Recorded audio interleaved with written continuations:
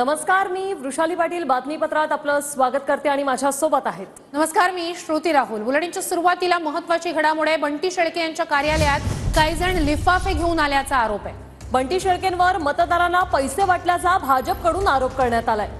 बंटी शेळके मध्य नागपूरमधले काँग्रेसचे उमेदवार आहेत आणि भाजपच्या आरोपानंतर पोलीस बंदोबस्तात आता अजूनच वाढ करण्यात आलेली आहे.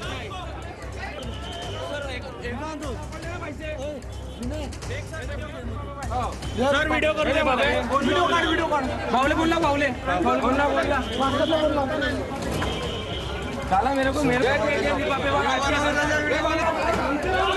नागपूर मध्यमधला हा सगळा प्रकार आहे. बंटी शेळके तिथले काँग्रेसचे उमेदवार आहेत आणि त्यांच्यावर पैसे वाटल्याचा आरोप आहे. भाजपकडून हा आरोप करण्यात आला आणि हा आरोप केल्यानंतर पोलीस बंदोबस्तात देखील वाढ करण्यात आली आहे. बंटी शेळके यांच्या कार्यालयात काही जण होते आणि हे लिफाफे देखील पोलिसांना मिळाले.